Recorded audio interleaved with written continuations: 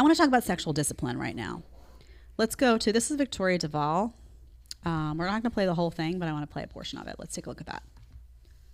My man is not sexually disciplined and he's so immersed in sex and wanting to watch porn and wanting to do this. A man having sexual discipline is probably one of the most important characteristics that a man can have. Or at the very least, a man being interested in cultivating sexual discipline. Now, what does sexual discipline look like? It looks like a man who doesn't watch porn. It looks like a man who is not begging or thirsty for intimacy from random women or from you. A man who has standards and isn't just going to engage intimately with any woman that throws herself at him. It looks like a man who is interested in creating healthy sexuality with his partner. So this conversation, I've seen this pop up in a few different locations, and I think some of it is a reaction to what goes on in the manosphere, and I've tried to have these conversations with multiple guys from that space who've sat here, and a lot of them will say there's a separate set of rules for men and women when it comes to, I want to be a guy and I want to be able to have my wife and multiple other partners, but it's not the same for a woman. And I see that as a problem area for the red pill community for many reasons. I talk with Rollo about it when it comes to monogamy and how monogamy is a force for stability and community and all of those things. But I think this sexual discipline point is really important because we've talked about how women don't care about a guy's body count. In other words, if I meet you, I'm married, but let's just say hypothetically, I meet you, you have a body count of 20, even 30, honestly, before you meet me. Is that going to be a reason why I don't engage? No, it's not. And the vast majority of women will agree that that's not going to be a reason why they don't. However, what is attractive to a woman is that you don't sit and watch porn all day long, that you don't need to constantly be consuming sexual content, that you're not a cheater, and that you are a guy who could cheat.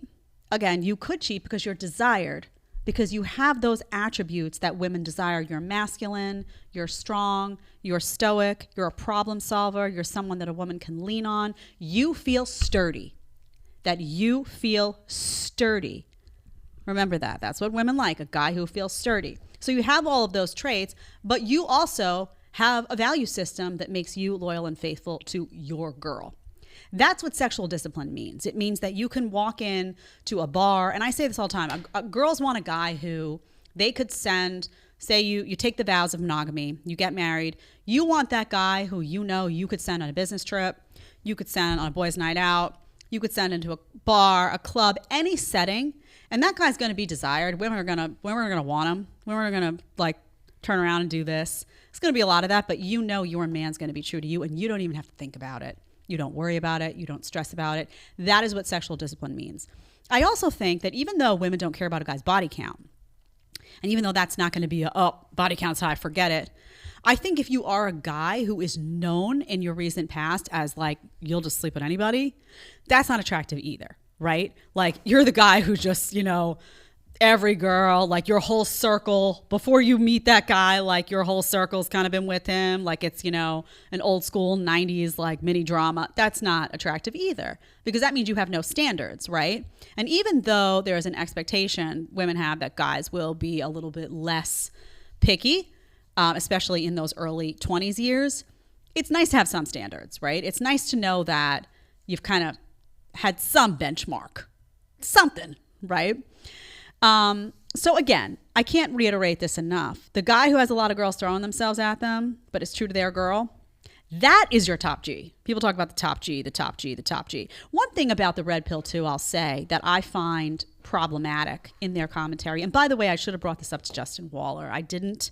I thought about it in the moment. I even made a note on the side of my page, but sometimes the discussion gets where it needs to go and you forget. This is really important though. Guys in the red pill community, I know Rollo says it's not a community, so whatever. Guys who espouse red pill ideology, the manosphere, all of that stuff, will talk about discipline a lot. They talk about discipline when it comes to their body, working out. They talk about discipline when it comes to the food they eat. They talk about discipline when it comes to their work ethic. They talk about discipline when it comes to charting a pattern of success financially and otherwise. And that's all very admirable. That, I think, those are components of the manosphere that I think women are really drawn to. But somehow then when they begin to talk about sex, the discipline just goes the route of death, right? And all of a sudden they start saying, well, men are biologically hardwired for promiscuity, and societally they've always done that, and the discipline is gone, right? It's almost like, oh, well, we're supposed to spread the seed, and we're like animals, so we're just going to do that. And I always say, where did the discipline go? You know, if you are a top G, as we're going to say, your discipline needs to run through and through.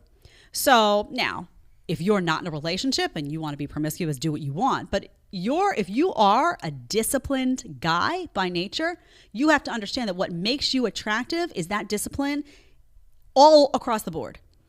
So women are deeply attracted to a guy who's disciplined about their work, who's disciplined about their success, who's disciplined about what they eat, disciplined about working out, disciplined about their finances, but also disciplined in that when they get with you and they really like you and they're committed, they're committed.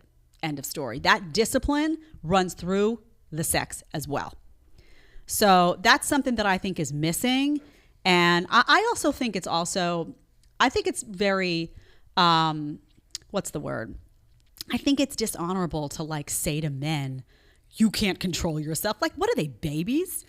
No, these are grown men. These are grown men who are virtuous in many respects and who have their lives together in a really admirable way. I'm not going to be somebody that says, oh, but when it comes to sex, they just can't control themselves. That's silly. Of course they can. And if they can't control themselves, by the way, they're not disciplined.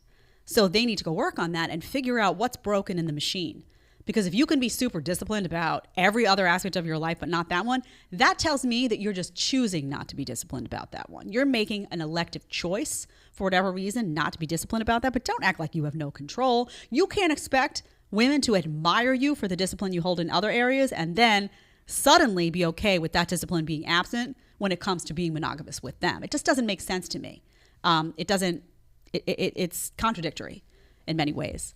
If you want to watch the full episode, you're going to click right here. And if you want to ask me a question one-on-one, you want to do a one-on-one FaceTime with a group of your friends, whatever you want, you need to download Connect right now. Click right here and let's get talking.